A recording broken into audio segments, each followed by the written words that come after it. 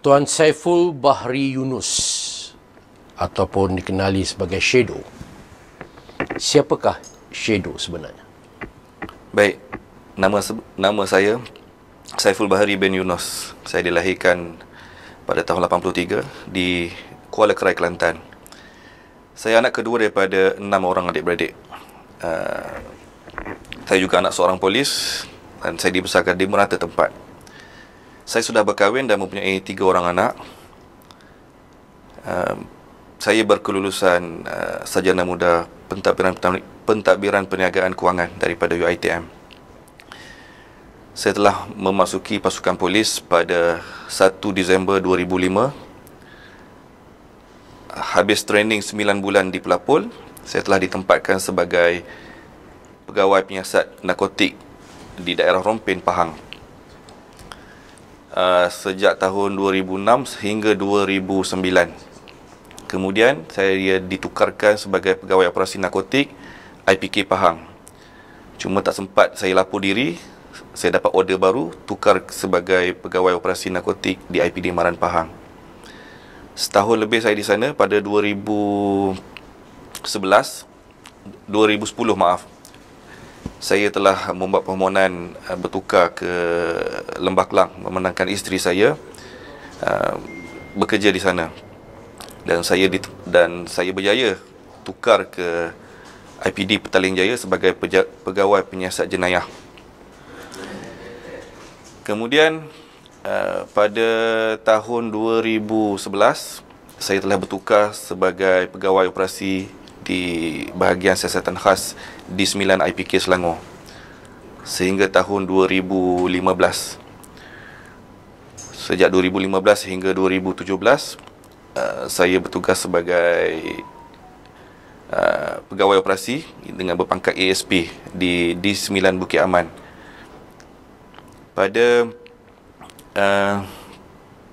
Kemudian pada Januari 2017 saya telah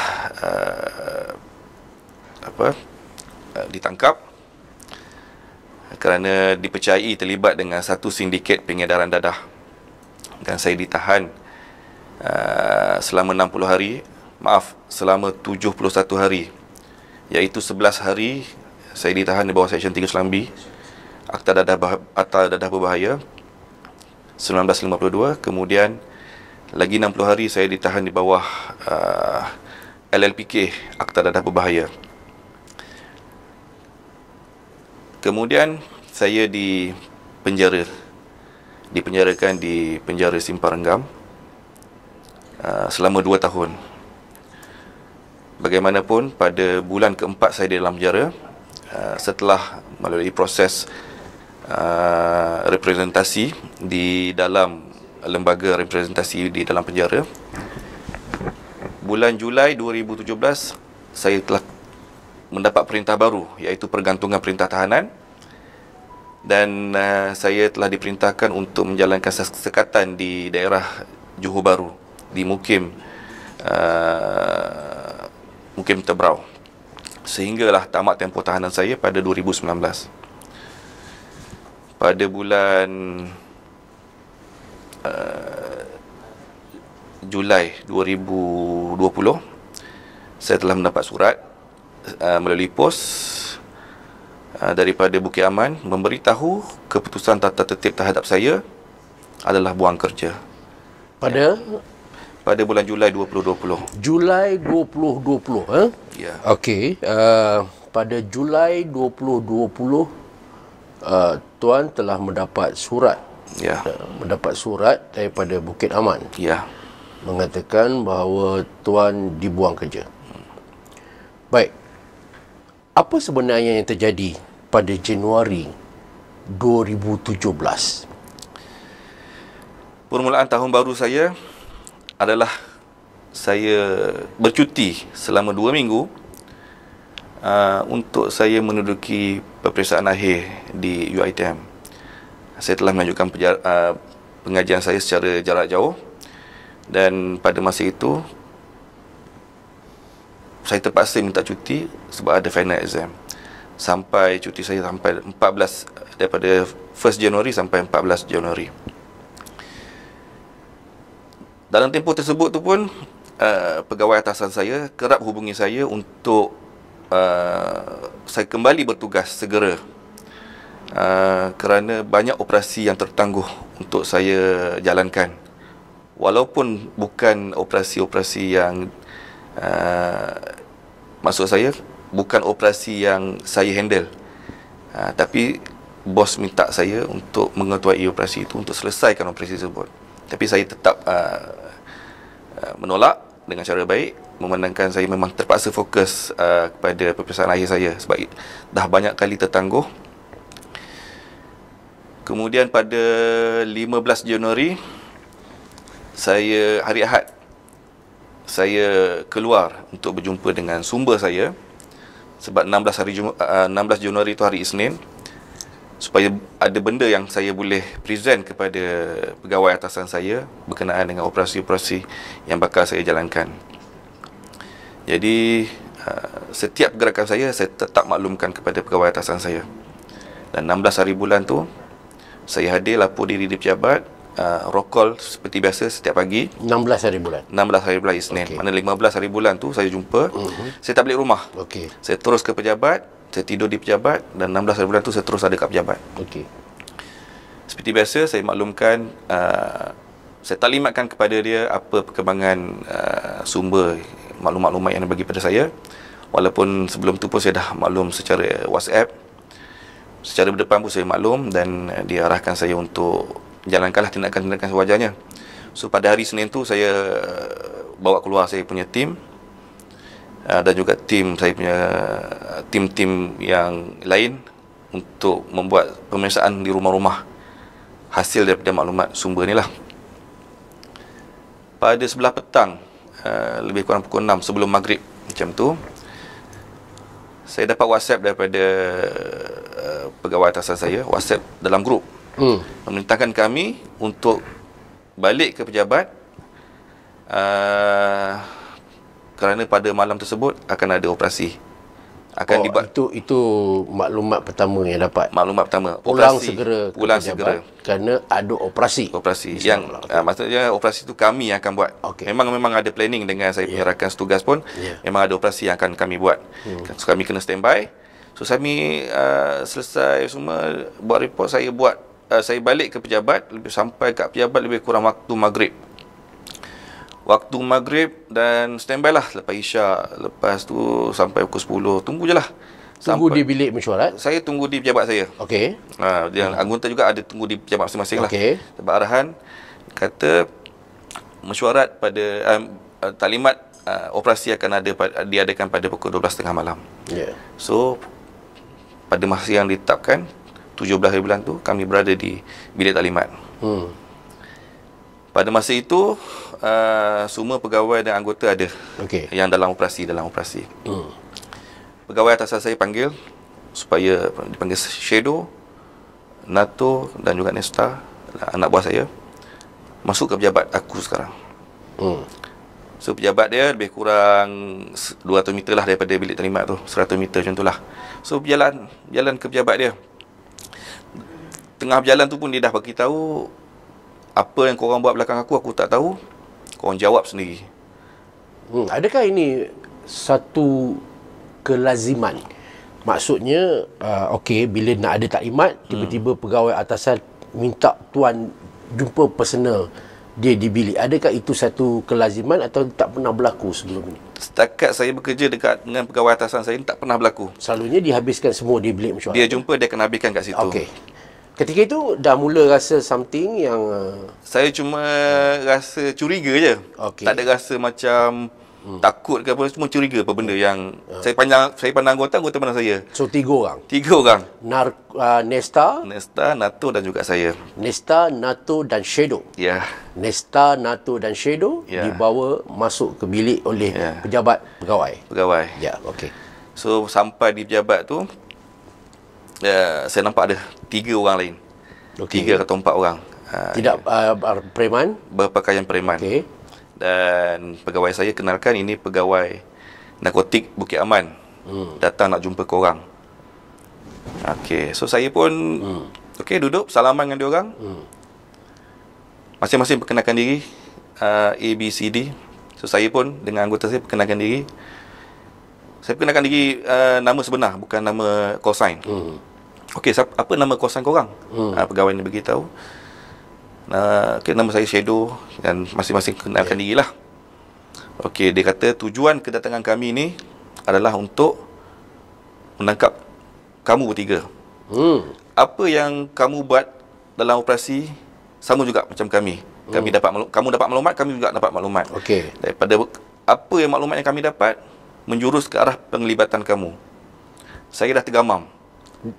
Ketika dia bercakap tu, intonasi dia keras ataupun biasa saja, ataupun macam jerit ke atau macam keras. Keras. Ya.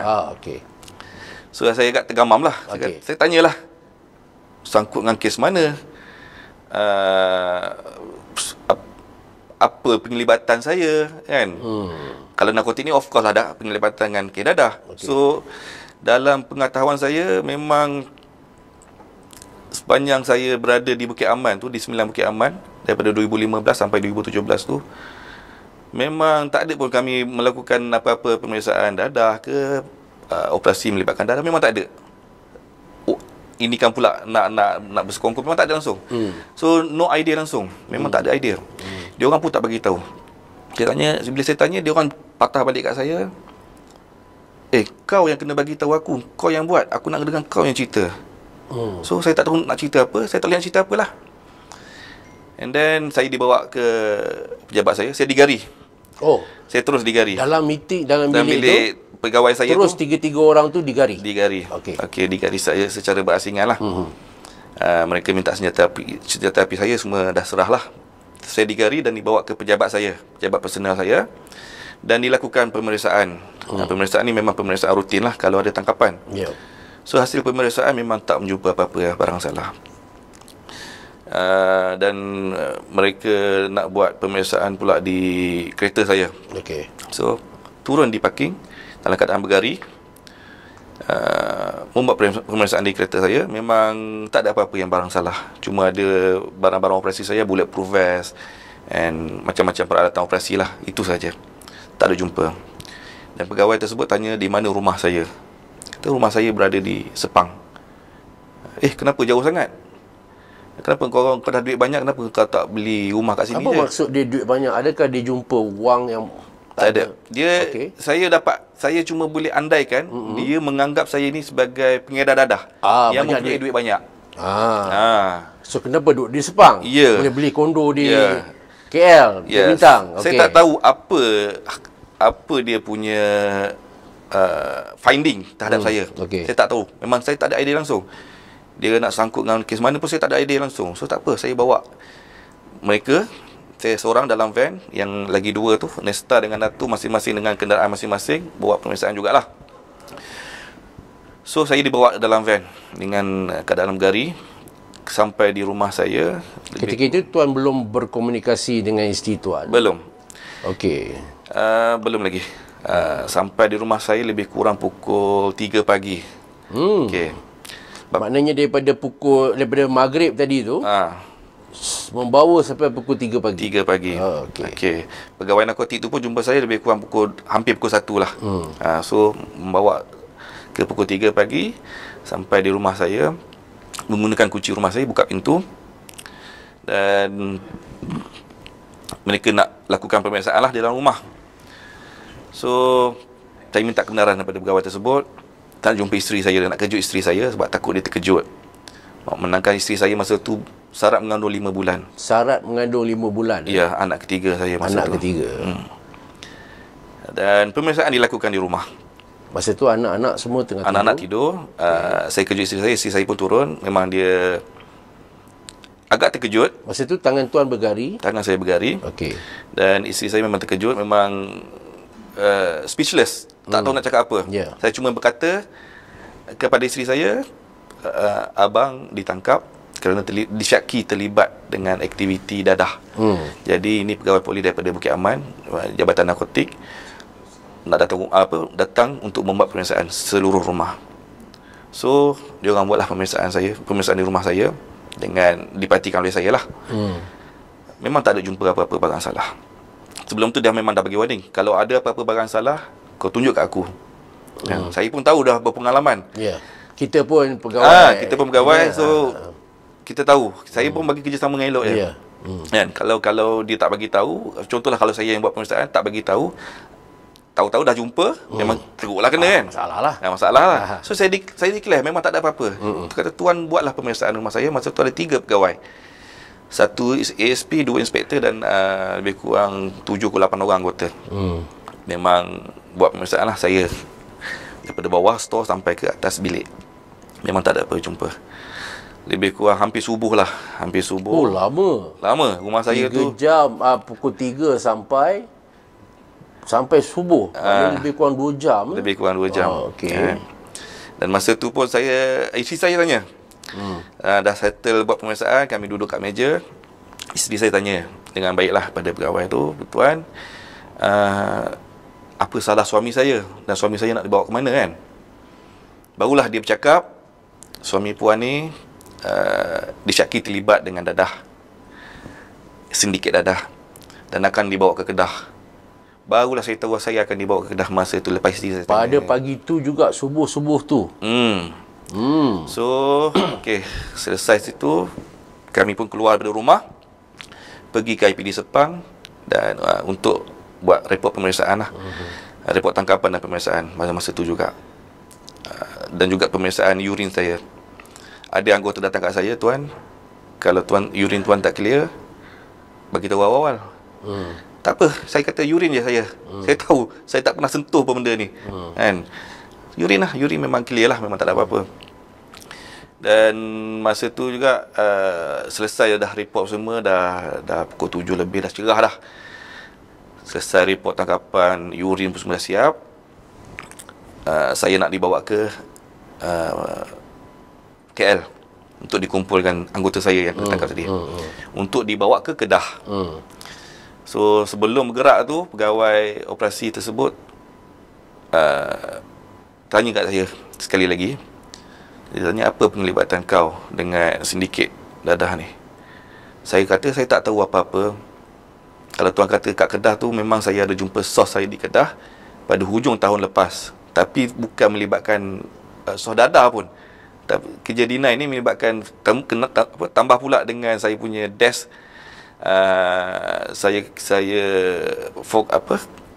Desk saya ni kepada samun bersenjata api dan samun kereta mewah. Tak ada kaitan langsung dengan dadah. Kalau adalah penjenayah yang buat dadah masa tu, kita kira package lah tu. So memang ada jumpa di Kedah. Kalau melibatkan dadah memang tak ada. Kata okeylah, dia pun cakap dengan saya, baru cakap elok-elok. Sebelum ni memang keras. Dekat pejabat, dekat rumah memang keras. Lepas buat report tu baru dia cakap elok-elok. Okey Shadow, aku tahu aku keras. Aku hanya jalankan arahan daripada pihak atasan. Aku pun hanya menjalankan tangkapan saja dan pemeriksaan. Risikan dibawa oleh orang lain, apa semua dibawa oleh orang lain. Tapi yang betul kau tak buat, kau jangan takut. Yang cakap dengan tuan tu, pangkat selevel sama saya. Sama ASP juga. ASP juga. Tapi dia orang lama sikit lah. So saya kata fine tuan. Saya tahu saya memang tak buat apa-apa pasal dadah ni. So tak apalah, saya bagi kerjasama. Sebab saya dah melalui benda tu dan dah dalam keadaan tangan bergari, saya kena terima. Kan? Polis kok mana pun kita jangan lawan lah. Kan? Dah kena gari semua tu, dia orang nak siasat. Fine. Saya dibawa ke Pulapul. Pulapul ni dia punya pejabat narkotik dia kat sana. So kat luar pekarangan Pulapul tu, saya dikumpulkan dengan anggota yang lain, tapi tak bagi bersama lagi. Daripada van tu saya masuk ke dalam kereta pula. Dan kami bertiga dibawa ke Kedah dan kereta berasingan lah. Bawa ke Kedah di daerah Pendang. Dalam pagi dan pukul berapa? Dalam pukul 8, pukul 9 macam tu lah. Sampai di Pendang? Sampai di Pendang lebih kurang pukul 2 lebih. Ini di Balai Polis Pendang? IPD? IPD Pendang. IPD Pendang. Ya, betul. Okey. Dalam perjalanan tu, yalah, yang escort saya ni bekas anggota saya juga masa saya narkotik di Pahang dulu. Dia pun tak boleh nak cakap apa. Mungkin dia kata, sabarlah tuan, takut anak buah tuan buat belakang tuan saya tak tahu kan. tak apalah, saya kata proceed je lah kan. Kita tak tahu, siasat je lah. Dalam perjalanan tu saya dengar radio,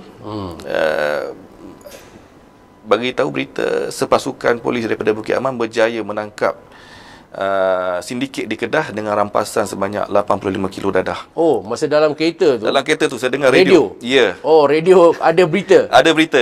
Pas Bukit Aman tangkap ubat operasi di Kedah. Tangkap buat tangkapan dan rampasan 85 kilo dadah di Kedah. Oh, okey. Susulan daripada tangkapan tu membuat tindakan lanjutan dan berjaya menangkap pegawai dan anggota polis di Lembah Kelang. Oh, maknanya press conference tu dibuat hari sebelumnya atau hari yang saya rasa pasal tangkapan tu yang saya dengar tu waktu maghrib. Hari sebelum tu. Okey. 16 bulan Isnin tu. So maybe conference tu dah ada kat situ lah kan. So saya dengar radio tu, tangkapan susulan dibuat. Tangkapan kami pada tengah malam. So report tu memang dah ada lah. Okey. Dibuat di Lembah Kelang. Saya dalam hati saya kata, benda ini ke aku nak jawab kan? Nak jadi cerita pula, boleh terdengar pula siaran radio tu. 85 kilo tak pernah terbayang saya kata. Saya masa zaman saya narkotik dulu pun tak pernah lah rampas dadah banyak tu kan. Terkejut saya memang rasa macam apa benda ni, saya duk fikir. Sebab saya dah kena racun dengan anggota tu. Saya duk fikir anggota saya ni buat hal lah ni kan. Salah seorang anggota saya ni memang orang Kedah. Okey. Sampai di Kedah, saya dah pandang lain macam lah kat anggota saya. Masa dengar radio tu, ada tak dalam kereta tu, ni kes kau lah ni? Tak ada? Tak ada. Semua diam? Semua diam. Okey. Ada yang tidur pun ada. Okey. So, sampai di Kedah lebih kurang pukul 2 lebih, pukul 3 macam tu lah. Saya dah pandang serong lah pada anggota saya ni. Kan? Dan bawa bersama, ada satu pegawai lain yang escort kami ni bagi tahu, Tuan, saya percaya Tuan dengan anggota tak bersalah. Kan? Apa-apa je jadi pun Tuan jangan mengaku. Saya memang tak buat, saya nak mengaku apa, saya kata. Okey Tuan, anggota Tuan pun tak buat. Dia kata sebab dia yang pegawai yang membuat pemeriksaan anggota saya. Okey. Yang membuat pemeriksaan saya ni dah memang tak ikut saya sekali. So okey, saya pun bila dah kami dikumpulkan, saya tanya pada anggota saya ni, Nesta ni orang Kedah, kau buat apa ni kan? Dia memang betul-betul nafikan lah. Okey, alright, tak apa, kalau kau tak buat tak apalah. Kami dibawa dalam perjalanan tu, kami sampai ke pejabat narkotik IPD Pendang. Tu dia barang kes. Macam bungkusan apa ni, bihun. Tapi tulisan seberang lah. Itu kata, apa, ganja ke apa ke? Syabu. Okey. 75 kilo, salah saya dah. Seingat saya 75 kilo syabu. Dan 10 kilo heroin base. Okey. Saya dibawa jumpa dengan IO masa tu ASP Amin. Kini dia dah DSP di Bukit Aman. So IO tanya dengan saya, IO tanya dengan pegawai yang bawa saya ni, ini kes mana pula ni? Ini kes sangkut dengan kes Tuan ni. Okey, tak apa. So serah menyerah lah OKT ni. Tuan Amin tanya saya, apa penlibatan Tuan ni? Saya tak tahu apa-apa ni. Sebab saya dah tanya dengan OKT yang dia dah ada 4 orang. Tak ada kaitan langsung ni. Tak ada bukan cerita apa pun. Bukan cerita apa pun. Saya pun tak tahu. Okey, tak apa Tuan. Sebab OKT saya ni pun dah cerita habis dah. Tak ada keluar langsung pasal polis mana Bukit Aman ni. Tangkapan di Kedah pasal di peringkat awal tu, yang 85 kilo juga melibatkan anggota polis. Melibatkan anggota polis dah 1 orang awam. Okey. So dia bagi tahu, kita apa, kita proceed dengan reman apa semua. Kalau Tuan tak buat tak apa, Tuan jangan risau. Saya akan ambil statement apa semua nantilah. So proceed, pergi tangkap gambar dulu, pergi mahkamah magistrate untuk perintah reman. Hari yang sama juga. Ini tak makan, tak mandi, tak apa ni daripada petang tu. Saya cuma dibekalkan dengan roti je lah. Okey. Masuk reman di kompleks Mahkamah Alor Setar. So daripada Pendang pergi ke Alor Setar, baca reman, dapat reman 7 hari. 7 hari remand Remand penuh 3 bulan lebih. Okey. So, yalah, memanglah majlis tanya kan, apa yang kamu nak kata. Memang saya kata saya mohon remand dikurangkan. Manakan kami tak tahu apa-apa pasal kes ni. 7 hari juga kan. Yalah. Okey. So, kami patah balik di IPD Sepang, IPD Pendang. Untuk ditempatkan dalam lock up. Tapi masa tu lock up IPD Pendang, tak salah saya, belum gazette. So kami kena duduk ke satu balai. Balai, tak apalah, satu balai lah. Satu balai lah, saya tak ingat. Alright. Okey. So kami bermalam lah di balai tu.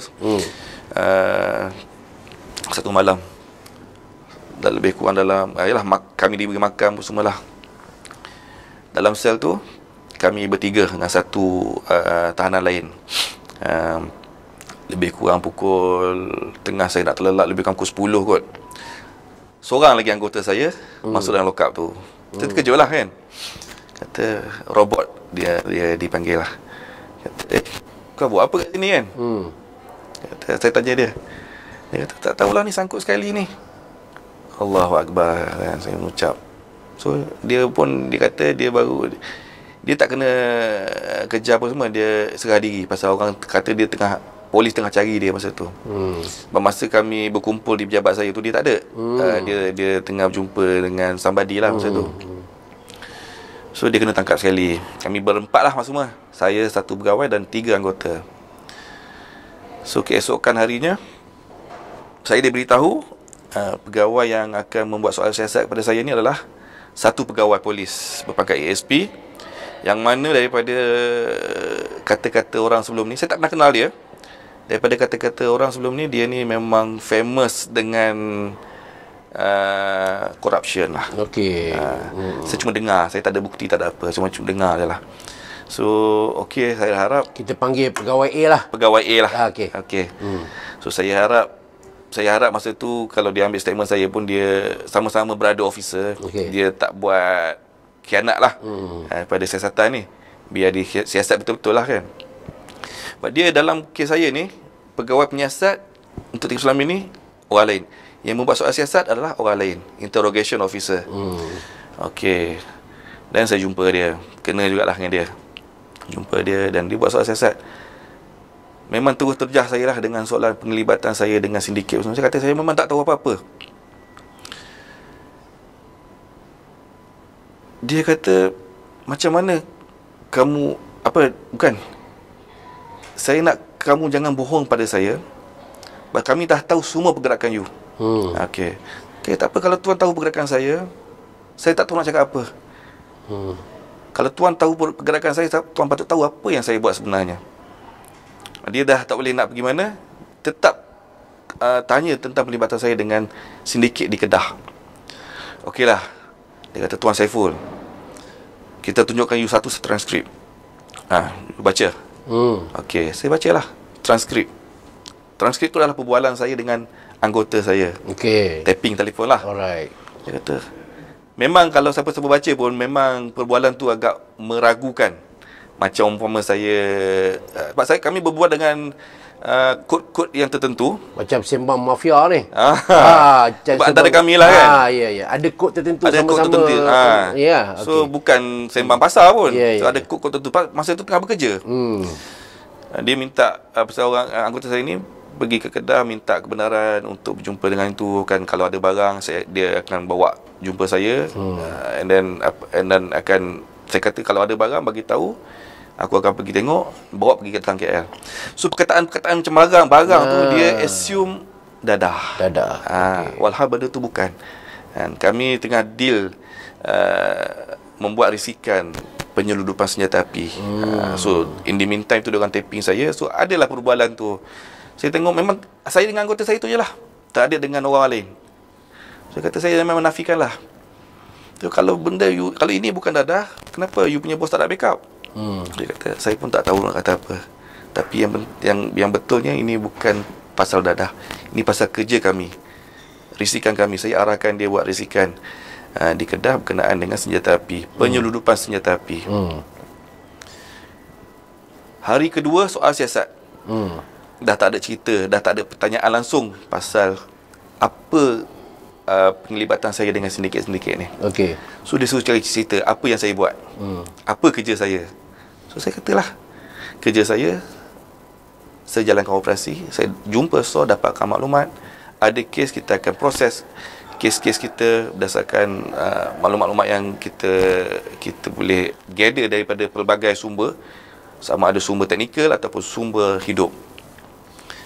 So saya dedahkanlah. Saya ada 4 sumber saya jumpa. Dia kata dia nak cerita saya 2016 je. Pasal dia kata dia dah follow kami ni setahun lebih. Pada tahun 2016. Okey, saya ceritalah operasi saya pada 2016. Siapa source saya yang saya jumpa, dan saya ceritakan dia satu persatu. Sebab kes-kes yang kami buat ni bukan kes kecil-kecil. Memang kes yang masa tu memang fresh lah dalam ingatan saya. Sebab bagi saya 2016 ni adalah tahun kecemerlangan saya dengan pasukan saya. Bukan saya seorang. Dan saya cerita. Okey, dan bila dia so pertanyaan tu melibatkan saya punya kerja lah. Siapa source saya, okay, apa, kat mana saya jumpa source saya, source ni bagi maklumat mana, bagi operasi mana. So okay, saya cerita habis. Sebab saya fikir saya bukan dedahkan sumber ni kepada musuh. Saya dedahkan kepada brother officer saya. So dan pada masa itu pun saya dalam keadaan saya terpaksa bercerita. Kan? Itu je yang, pasal itu yang dia orang nak tahu, itu yang kebenaran dia. Pasal dadah tak ada langsung. Dia orang tak tanya langsung dah pasal dadah. Hari kedua soal siasat. Sampai seterusnya, sampailah 7 hari reman tu, sampai tamat reman. Benda itulah yang saya duk cerita, pusing-pusing kat situ. Tamat 7 hari, saya dibawa ke mahkamah untuk sambung reman. Di mahkamah, komplek Mahkamah Alustar. Masa tu kami dikumpulkan dan ada OKT daripada IPD. Okey, saya ditempatkan di IPD, di balai di IPD Penang tu semua satu malam. Okey. Di malam kedua tu saya dengan Nesta ditempatkan di balai IPD Kuala Muda di Sungai Petani. Okey. NATO dengan robot di lokap balai Alustar. Manakala tangkapan yang asal ni, 3 Selambi ni masih lagi di IPD Pendang. So masa sambung reman tu kami dikumpulkan. Itu baru first time saya tengok tangkapan awal ni. So nak dijadikan cerita, dia orang kenal dengan salah seorang anggota saya ni. Memang berkawan, sama-sama polis. Anggota saya di balik Kedah, so dia orang berkawan, minum semua kan. Dan saya diperkenalkanlah, oh ini. Kata budak anggota tanyalah, korang buat apa kat sini kan? So saya cakap, sebab korang lah, saya kata. Sebab korang lah kami kat sini, apa yang korang buat? Kenapa petik nama kami? Apa hubungan kami dengan korang ni? Kata memang kami tak ada cakap apa-apa. Dia orang cuma tekan saya kenal tak dengan Nesta ni, ataupun dia orang panggil Not, orang sana lah. Dia orang cuma tekan dengan Not dia, pasal Not saja. So saya kata memang kita orang kenal lah dia pasal kami berkawan. Okey, so saya nampak kat situ, link kat situ je lah. Dia orang memang dah tangkap dah satu sindiket di Kedah ni. Mungkin pihak narkotik Bukit Aman dah follow anggota saya, sebab dia orang dah berkawan, dah link kat situ. Dan masa dia orang follow tu, mungkin saya, ialah kami satu tim. Dengan saya lah terkena sekali. So okey, sambung reman 7 hari lagi. Tapi saya minta reman dikurangkan. Saya bagi alasan saya lah, sebab saya tak ada lawyer yang nak backup saya masa tu. Saya bagi alasan saya seorang yang bercakap masa tu, yang lain semua tak bercakap. Dia dah bagi peluang seorang-seorang. Saya angkat tangan, puan, saya minta reman ini ditolak. Saya bukan kata minta kurang, saya minta reman ini ditolak kerana tangkapan saya dan juga anggota saya di Bukit Aman tak relevan. Rampasan berlaku di Kedah dan ada tangkapan di Kedah. Tiada keterangan yang mengaitkan penglibatan kami. Saya mohon reman saya ni ditolak. Terkejut dia. Tak pernah orang beritahu cakap macam tu kan. Yang lawyer YBGK tu pun tak boleh cakap macam tu, tak boleh cakap macam tu. Dan saya pasti cakap. Daripada 7 hari dikurangkan 5 hari. Okay, kami semualah 5 hari dikurangkan. Masuk lepas hari ke-7 tu, hari ke-8, lepas saya ke reman tu, masa untuk saya baca, untuk saya sign statement. Sebab statement dah dibuat. Saya sign statement. Saya baca dulu. Sebelum saya dibawa ke pejabat tu, saya nampak isteri saya dah sampailah dekat luar pejabat tu. Jumpa saya di IPD Sungai Petani, Kuala Muda. Kuala Muda. Ya. So saya baca, saya baca dulu satu persatu selayan. Kata, apa benda ni kan? Yang betul cuma biodata saya aje. Cerita dalam semua dah putar belik dah. Dibuat oleh satu pegawai ni. Okey, memanglah anggota dia yang menaip. Masa anggota dia menaip, saya ada sekali memang ikutlah apa yang saya cerita. Tapi bila when it come untuk saya sign ni, saya baca balik lain. Terus. Cuma biodata saya je yang betul. Biodata saja yang betul. Ya, betul. Baik, kita berehat sebentar, kita akan sambung selepas ni.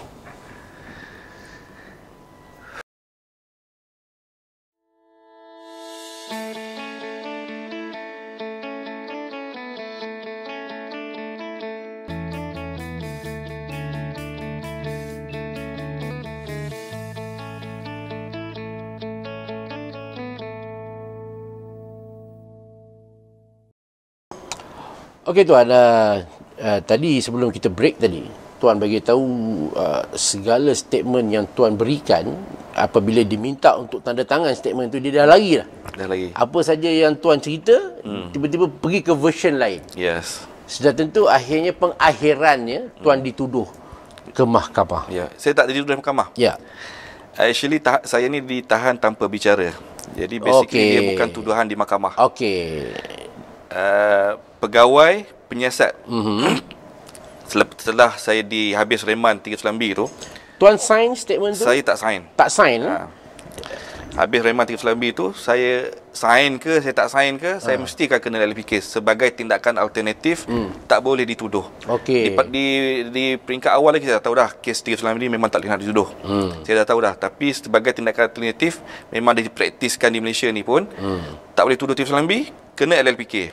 So saya kena LLPK. Tidak boleh dituduh 39B sebab barang tak ada dengan tuan, sebab tak ada bukti, apa, tak ada bukti, keterangan, tak ada apa. Yes. So normally bila tak ada tu dia pergi ke LLPK lah. Yes, langkah-langkah pencegahan khas. Yes. Okey. So saya kena. Tapi yang pasti tuan tak sign. Bila tuan tak sign tu dia marah ke apa ke? Tak ada isu Dia cuma kata kalau kamu sign, ini anggota lah, pegawai tu dah tak ada. Kalau kamu sign, kami akan bagi jamin pada kamu.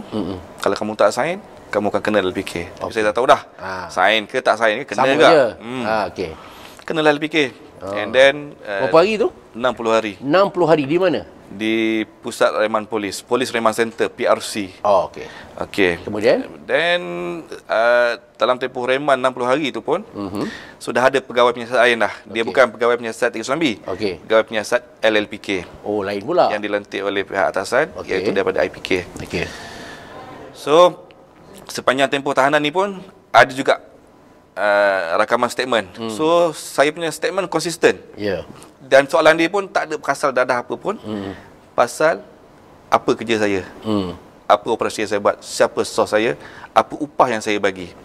Okey, upah yang saya bagi tu paling sikit RM50 dalam bentuk wang tunai, paling banyak pun RM200. Oh, maksudnya dalam setiap operasi jenayah, maknanya tuan ada sources. Yes. Tuan ada sources. Jadi tuan istilah belanja minum lah. Macam tu lah. Dalam bentuk cash. Dalam bentuk cash lah. Yang saya akan boleh claim balik daripada SS Fund pun. Memang itu amalan yang dibenarkan dalam pasukan. Ya, betul. Tapi jumlah yang tuan bagi kepada sources tuan tu berapa banyak? Maksimum yang paling tinggi tuan pernah bagi berapa? Paling tinggi pun sekali perjumpaan tu pun paling 200. Paling sikit pun RM50 lah. RM50. Nak top up lah, nak beli susu anak lah, macam-macam. Ya. Okey. So itu memang memang kebiasaan lah. Kadang-kadang saya tak bagi pun ada. Sebab tengok kita punya financial juga kan. And then operasi-operasi yang mana saya jalankan operasi, saya sebut dalam tahanan LLPK ni, difokuskan saya supaya cerita secara detail operasi-operasi yang saya buat ni. Pada tahun 2016. So 2016 saya jalankan operasi Ops Rantau Gemuk, Ops Api Rem, Ops Rantau Castello, dan lagi ada 3 lagi operasi lah yang besar, yang mana operasi ini melibatkan tembak mati penjenayah. So saya bagi contoh, Ops Rantau Gemuk saya tembak 2 lelaki Indonesia di daerah Sepang, dan di sisi mayat jumpa senjata api dan juga alatan pecah rumah. Begitu juga dengan 6 operasi yang lain, 12 orang saya dan pasukan saya tembak mati. At the end ada dua versi statement yang mana memang totally different lah. Sebagai contoh yang apa yang dibuat, Ops Rantau Gemuk ada dalam tajuk tu. Tajuk dalam statement tu ada, Ops Rantau Gemuk. Saya telah melakukan operasi di daerah Sepang. Saya telah menangkap 2 lelaki Indon dan kemudian saya merampas dadah daripada poket suspek. Dadah tersebut saya simpan untuk saya bagi kepada SOS sebagai upah. Oh, maksudnya tuan sekarang ni daripada 39B dalam LPK tu rupanya tuan dituduh membayar sources tuan dengan menggunakan dadah. Daripada rampasan yang tuan buat lepas operasi balas tembak. Itu cerita. Bukan operasi balas tembak. Tak ada cerita operasi balas tembak pun. Ceritanya operasi saya tangkap orang suspek, saya rampas dadah saya bagi pada SOS. Cerita tembak mati tak ada. Jadi isunya itulah. Yes. Kita fokuskan yang saya bagi RM50 duit SMS tu, tuan gunakan dadah untuk bayar. Isu dia. So itu saya punya pengataan fakta. Pengataan fakta ni adalah macam pertuduhan dalam tahanan saya. Ada 4 pengataan fakta. Yang pertama, bahawa kamu mengedar dadah di kawasan mengedar dadah Syabu dan juga Aramin 5 di kawasan Arah Damansara, Puchong dan juga Kelang. Ini adalah lokasi-lokasi penjumpaan saya dengan sumber saya. Itu memang betul? Betul. Saya memang cerita saya jumpa kat mana-mana. Tapi pengedaran dadah tu memang tak berlaku lah. Sebab saya bagi upah lain. Yang kedua, bahawa kamu mendapatkan bekalan dadah daripada sebuah di Sembilan Bukit Aman yang kamu ketuai, yang kamu kendalikan untuk tujuan pengedaran. Maknanya, pertuduhan kedua tu, saya dapatkan bekalan dadah saya daripada sebuah yang saya buat. Yang ketiga, bahawa kamu mengedar dadah jenis Aramin 5 dalam bentuk papan secara percuma kepada sumber untuk tujuan siasatan. Yang keempat, bahawa kamu mengedar dadah jenis Syabu 0.1 gram hingga 0.5 gram secara percuma kepada sumber untuk tujuan siasatan. Jadi inilah pengataan fakta yang dibuat kepada saya sehingga menyebabkan saya dipenjarakan. Dikeluarkan perintah tahanan selepas 60 hari itu, selepas 61 hari exactly, bukan 60 hari. Selepas 61 hari keluar perintah tahanan, saya ke penjara Simpang Renggam selama 2 tahun. Okey. Saya recall balik tuan. Mula-mula tuan kena reman selama 7 hari. Untuk reman Tislambi total 11 hari. 11 hari. Yes. Lepas 11 hari tak ada pertuduhan, tuan kena LLPK tukar gari 61 hari. 61 hari. Which is yang dibenarkan cuma 60 hari. Extra 1 hari. Extra 1 hari. Benda tu kalau inilah benda ni patut boleh lawan di mahkamah. Tapi ada kemudian daripada LLPK pergi ke tahanan penjara Simpang Renggam. Itu di bawah apa pula? Kira di bawah LLPK juga. Sama, siasatan dan keputusan siasatan dia ada 2, ada 3. Sama ada saya dibebaskan, kena perintah sekatan, iaitu PCO buang daerah, ataupun perintah tahanan. So saya kena perintah tahanan. Itu berapa lama tu? 2 tahun. 2 tahun. Ya. Di Simpang Renggam. Ayat dia kalau untuk tahanan ni Pusat Pemulihan Akhlak Simpang Renggam. Tapi itu cuma kategori, sebenarnya penjara sebenarnya. Saya masuk penjara. Lepas 2 tahun? Dalam tempoh 2 tahun tu ada satu macam saya cakap tadi, lembaga representasi, iaitu rayuan. Yang mana saya boleh, dia macam ada satu sesi court juga di dalam penjara tu yang dikutai oleh 3 orang, satu ketua dan 2 pembantu tu.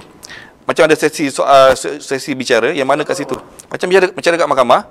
So ada peguam, ada pihak pendakwaan, dan hasil agak duka cita lah bagi saya. Saya diperintah, saya tak bebas sebab banyak poin-poin yang tak dibawa oleh lawyer dan saksi. Yang lawyer di lembaga tu lah, di lembaga Simpang Renggam tu, dan lawyer tak ada saksi pun di pihak majikan saya hadir untuk membela saya. Yang hadir masa tu isteri saya dah sangat nak tunggu hari je. Masa mula tangkapan bini saya dah 5 bulan, saya dah dalam penjara 4 bulan.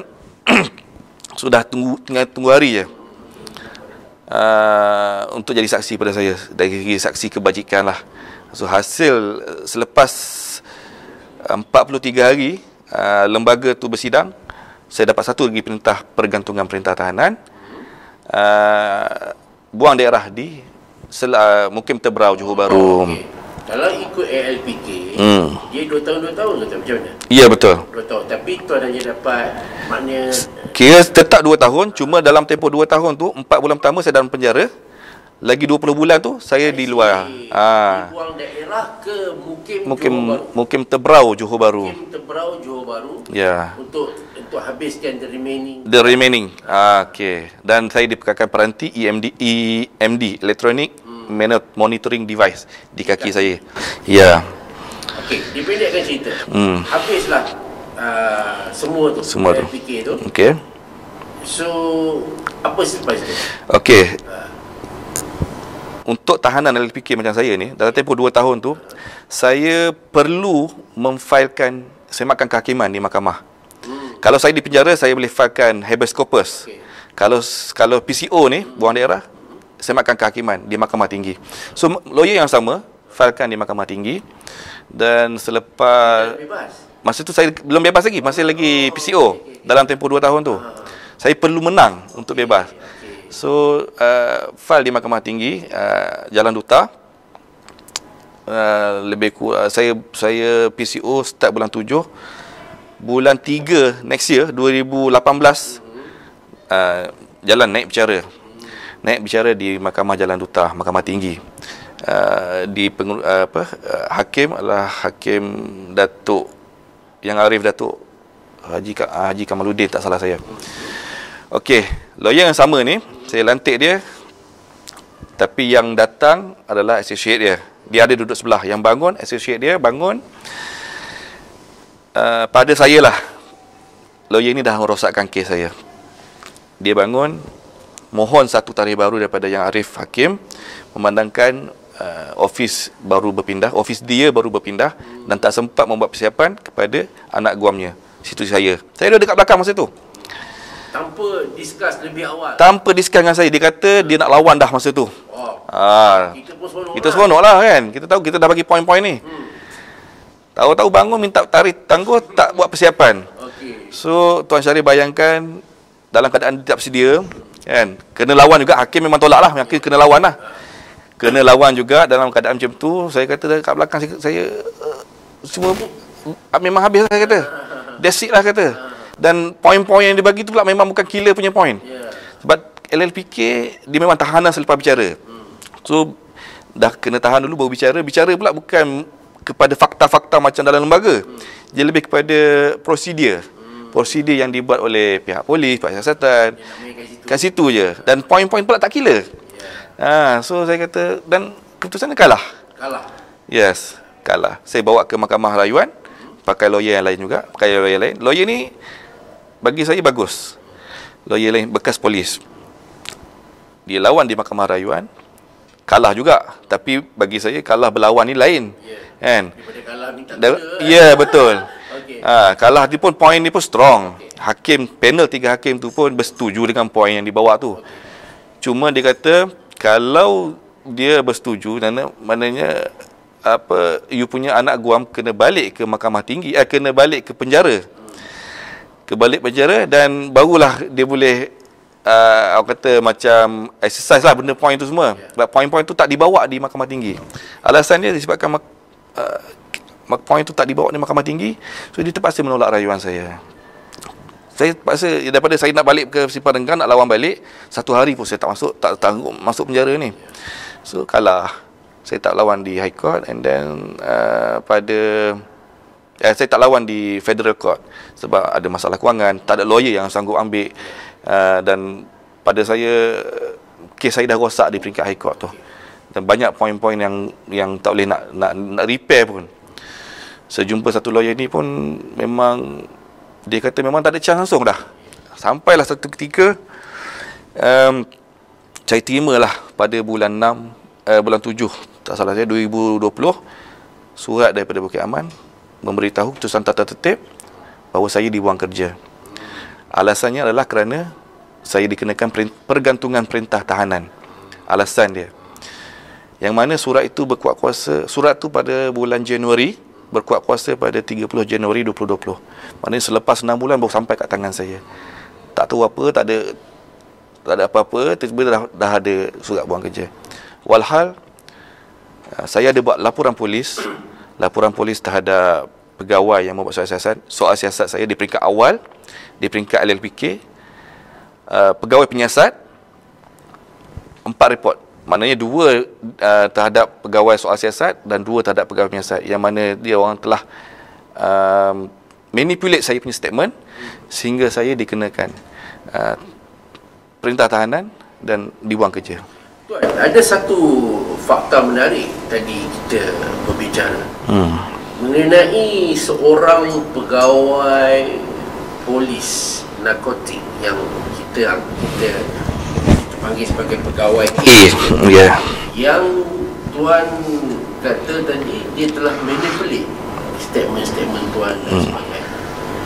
Dan kita difahamkan pegawai A itu juga berhadapan dengan kes rasuah, kalau tak salah saya. Boleh tuan ceritakan sikit apa sebenarnya pegawai A ni dengan kes ni macam mana? Okay. Sebenarnya saya tak pernah kenal pun dia selama ni. Dan dia bukannya menjalankan soal siasat pun pada saya. Yang jalankan soal siasat ni anggota dia pekat korporal, satu pembantu dia constable. Dia cuma tanya gitu-gitu je. The rest anggota dia buat kerja. And then betul lah, yang dia buat kerja tu time manipulate. Statement yang dibuat oleh anggota ni kena hantar kepada dia untuk dia endorse, untuk sign. Sampai balik pada anggota je untuk saya pula sign. Dan statement yang sampai pada anggota tu yang dibuat oleh pegawai ni, ASP ni, pegawai A ni. Dan itulah yang manipulate. Saya tahu daripada cakap-cakap orang sebelum ni, yang dia ni memang bermasalah dari segi bab duit lah. Bermasalah dengan orang kata kaki rasuah semua. Saya tak ada bukti. Okey, biarkan. Saya dalam penjara, ya memang masa soal siasat pada saya pun dia tak pernah minta duit pun. Cuma saya cuma bersyukurlah dia tak minta duit, tapi dia buat benda yang tak sepatutnya lah pada saya. Saya masuk penjara bulan 3 2017. Lebih kurang bulan 5 saya ada baca satu paper dalam penjara. Nama dia disebut, ditangkap oleh SPRM. Oh, pegawai A tadi yang manipulate statement tuan ditangkap oleh SPRM. Melibatkan suapan berjuta lah. Juta ringgit? Ya, juta ringgit. Dengan satu kes lain, bukan kes saya. Masa dalam penjara juga, kes yang dihandle tu ada satu tahanan masuk. Tiap tanya dengan saya, oh you itu pegawai A yang ambil statement you lah? Oh, okey. Saya sudah tahu, ada dengar cerita pasal you. Dia ada minta sama, ni Cina lah. Dia ada minta sama saya wang. Dia kata kalau saya tak bagi wang, nasib saya mesti sama macam you. Sama macam ini pegawai. Okey. Dia tak minta dengan saya duit. Cuma ini diceritakan oleh tahanan lain. Tapi saya tak ada wang. Saya tak bagi. Saya ada sama you lah sekarang. Ini mengesahkan lagi apa yang kebimbangan tuan selama ni, yang orang yang menyiasat tuan ni pun. Ya, memang dia punya credibility ni memang tak cantik lah. And then bulan 5 saya baca dia kena tangkap SPRM. Memang nama dia sebut. Saya bebas 27 hari bulan 3 2019. Buka gelang kaki. Bebas lah tu. Yes, dia ada 2 buka perkara. Sama ada saya kena lanjut 2 tahun lagi ataupun saya bebas. So alhamdulillah saya bebas. Hari yang saya bebas tu, keluar berita dia dituduh di mahkamah. Maknanya selepas 2 tahun dia baru dituduh di mahkamah. Hari Khamis, saya ingat, hari Khamis dia dituduh di mahkamah dengan suapan bernilai 1.5 juta. Keesokannya hari Jumaat, keluar lagi paper, orang yang sama, pertuduhan lain, suapan bernilai 1.3 juta. So total lebih kurang 2.8 juta. Ada 5 pertuduhan tak salah saya. Itu dia kenalah dengan dengan SPRM jugalah. So bagi saya itu macam kifarah untuk dia lah. Cerita terbaru, tempoh hari pada bulan Ramadan, saya tak ada doa lah dia nak mati ke apa semua. Saya cuma mohon selalu berdoa agar orang yang menganiaya saya ni diberikan balasan yang setimpal lah kan. Ditakdirkan pada minggu pertama bulan Ramadan tahun ni, saya dapat panggilan telefon daripada kawan saya daripada Narkotik Bukit Aman. Beritahu tuan tahu tak, pegawai A ni dah mati. Itu bila tu tuan? Masa minggu pertama bulan Ramadan. Minggu pertama bulan Ramadan. Lepas sahur. Tahun ni. Baru ni? Baru-baru ni. Okey. So, saya pun terkejut lah. Saya tanya dia, mati sebab apa kan? Dia aksiden. Bila kan? Malam tadi. Macam mana kan? Saya tanya, banyaklah saya tanya, berbual kan? So, dia bagilah link fakta kes dan gambar keadaan kenderaan pegawai ni lah yang bawa. Jenis Volvo SUV. So kata saya memang speechless masa tu kan. Memang terkejut. Macam mana keadaan dia terbabas tu pun macam tak teruk pun.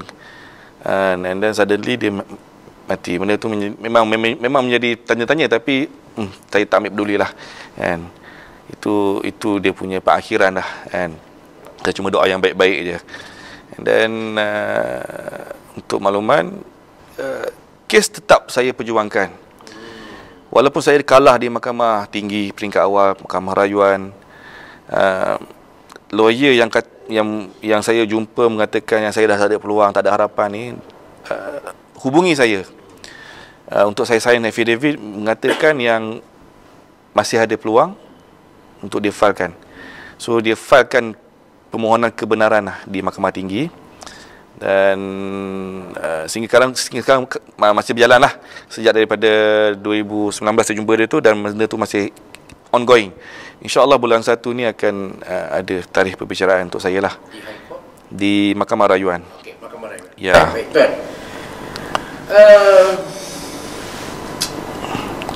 Tuan dah diberi peluang untuk membela diri tuan di mahkamah, berbagai proses. Tuan kalah.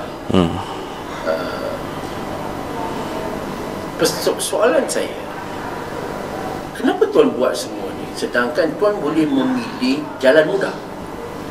Maksudnya, okey, aku dah kalah, aku pun dah menjalani hukuman bla bla bla bla bla, so I'm a free man lah. Kan kenapa tuan masih lagi istilah dia degil nak lawan, sedangkan tuan ada option untuk okeylah, habislah. Yang pegawai A yang tuan syak mainkan tuan pun dah kena karma dia, meninggal dunia dalam kemalangan. Kes pun dah habis, tuan pun tak perlu keluar duit banyak untuk ambil lawyer. Semua orang dah mungkin orang dah lupa dah kot. Adakah tuan buat semua ni kerana duit? Ya, bayangkan kalau tuan menang, katalah tuan menang dalam rayuan, tuan daripada tahun 2017 nak kena bayar tuan punya gaji lah, apalah, mounting up, saya silap million. Tuan buat sebab apa? Ataupun adakah tuan buat sebab duit, ataupun adakah tuan buat sebab tuan nak balik jadi pegawai, jadi anggota pegawai polis, ataupun tuan buat itu demi maruah tuan? Ni kita nak clear kat sini. Okay. Silakan tuan. Saya kat sini isu ni bukan duit lah. Memang sejak hari pertama sampai sekarang pun memang banyaklah saya habis. Bukan saya nak kerja, nak menang untuk saya dapat balik benda yang saya habis tu. Ini soal maruah. Maruah saya yang mana tuan bayangkan, saya masuk penjara atas bukan kesalahan saya, atas satu kesalahan yang dipertuduhkan, yang mana saya tak buat pun benda tu. Masuk penjara, dibuang daerah, dibuang kerja. Jadi trauma pada saya, trauma pada keluarga saya. Saya betul-betul berdedikasi sepanjang karier saya. Saya mencipta nama pelbagai kejayaan yang saya buat. Saya korbankan masa. Even pada tempoh saya kerja dulu pun, saya utamakan kerja daripada keluarga saya. And then saya jadi sampai tahap macam ni. Saya berjuang bukan sebab duit lah. Itu cuma bonus lah kalau saya menang, InsyaAllah. Cuma yang sekarang ni fokus saya, memang saya rindu kepada pasukan saya. Saya rindu untuk berkhidmat. Even though sekarang pun bertalu-talu maklumat datang kepada saya, cuma saya salurkanlah kepada kawan-kawan, kan? Sebab benda tu ada. Orang percaya kat saya. Maksudnya tuan buat demi membersihkan nama baik saya, demi membalikan maruah tuan. Ya. sebagai seorang pegawai yang Tuan rasa Tuan telah difitnah. Ya. Berbalik kepada Tuan sebut beberapa kali tadi, dedikasi Tuan dalam tugas.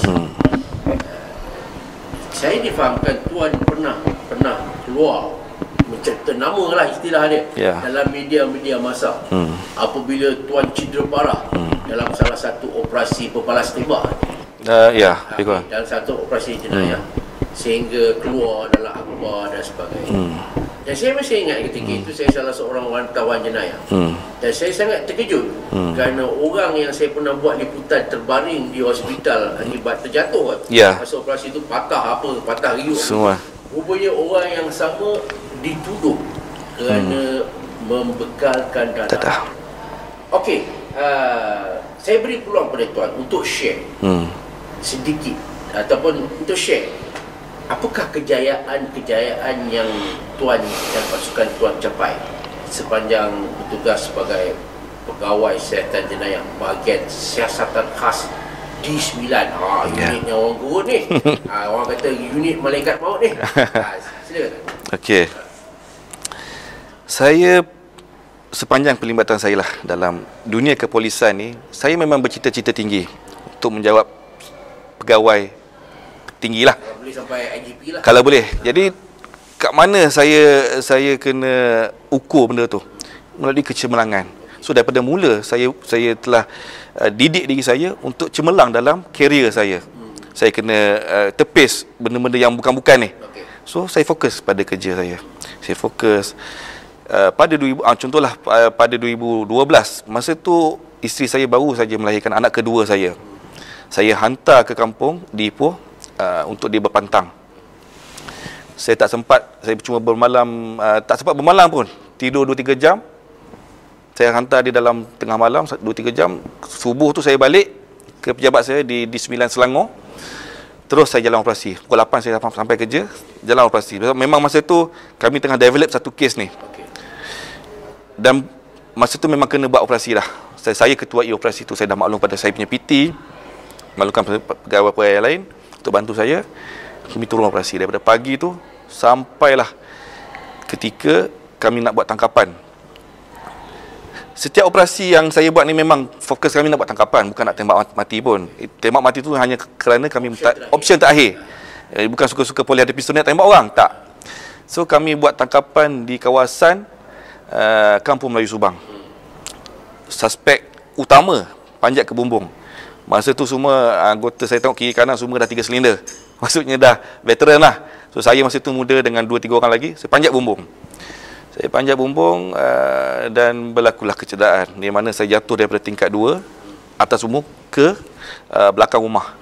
Sehingga menyebabkan kecederaan kepada saya, hancur saya punya muka, patah tangan kiri. Dan muka ni memang letak 3 plate dan 12 skru sampai sekarang permanen. 3 plate dan 12 skru. Akibat daripada penjenayah tu ya. Ke atas tu. Ya. Penjenayah dapat tertangkap. Okey. Cuma masa nak bawa dia turun tu, saya tergelincir. Bukan tergelincir pun, dia macam dia punya genting tu pecah. Jalan pecah, jatuh. Memang daripada saksi tu anggota saya lah, hidung keluar darah, telinga keluar darah. Dia nampak daripada pengalaman dia tembak orang sebelum ni dah memang nazak lah. Tapi alhamdulillah Allah selamatkan nyawa saya dan saya masih boleh berbakti lah. Masa tu memang alhamdulillah kami dapat selesaikan lebih kurang 28 kes. Termasuk satu kes rogol. Kes samun kereta mewah dan kes samun di Merata. Penang, Selangor, Negeri Sembilan, Melaka. Total 28 kes. Masa di D9 Selangor. D9 Selangor. Okey, masa di D9 Selangor ni tuan. Berapa penjenayah yang berjaya ditembak mati? Kalau operasi yang saya terlibat ni kurang 10 lah.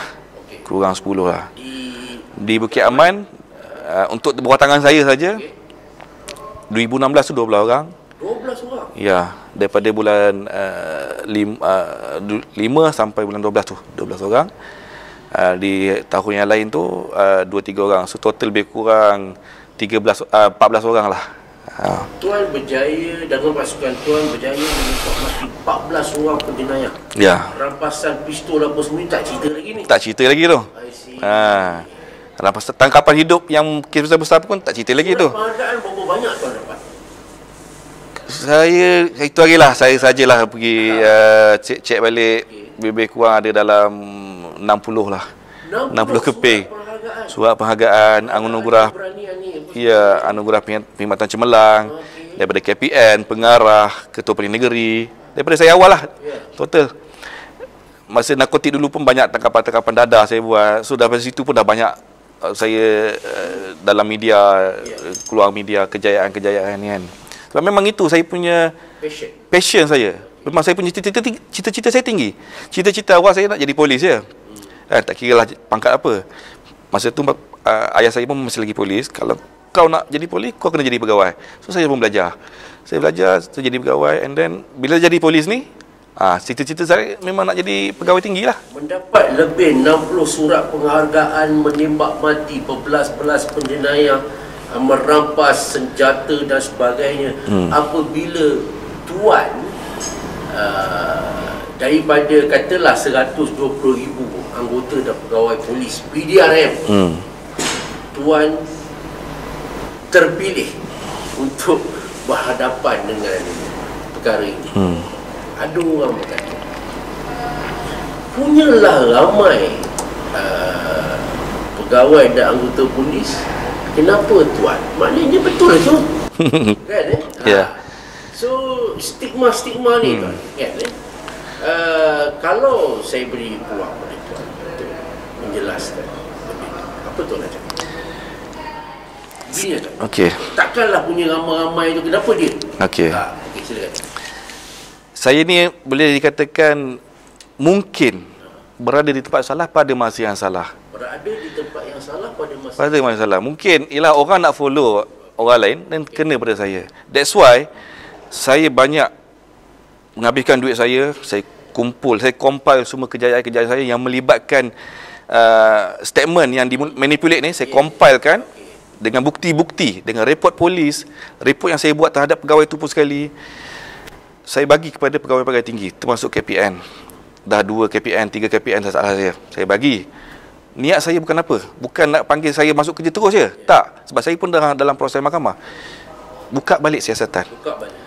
Buka balik case file saya tu, yang buat saya fikir kena tahan tu. Tengok statement saya yang ditulis oleh pegawai ni, pegawai A ni, dan juga pegawai penyiasat. Compare dengan bukti-bukti yang saya bagi ni. Itu je. Dan akan nampak penyelewengan yang berlaku. Saya minta siasat balik. Saya jumpa politician pun, Timbalan Menteri KDN, Datuk Ismail. Saya bagi benda yang sama. Dan dia kata, kalau you punya kes dah dibawa ke mahkamah, kita tak boleh buat apa. Bagi saya, there is something you can do. Kan? Itu di bawah kuasa you.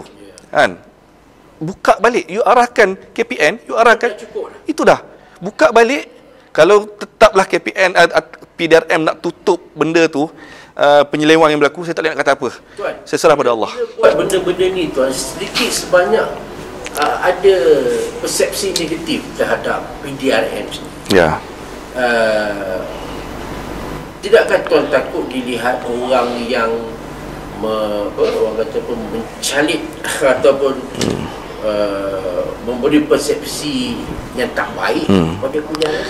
Tidak dinafikan segelintir pegawai anggota ni dah buat taik pada PDRM, dan itu akan membuatkan persepsi yang negatif.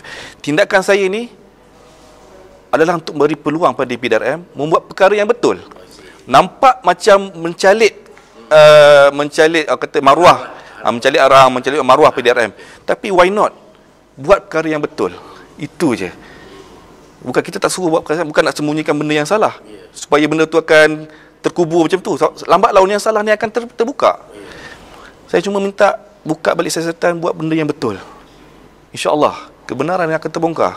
Baik tuan, perjuangan tuan belum selesai lah nampaknya. Maknanya walaupun daripada 2017 ni macam-macam lah. Kena depan isteri yang sedang sadar mengandung di gari, anak-anak tengah tidur di bawah, kemudian masuk LLPK, masuk simpang renggam, buang daerah di Johor dan sebagainya.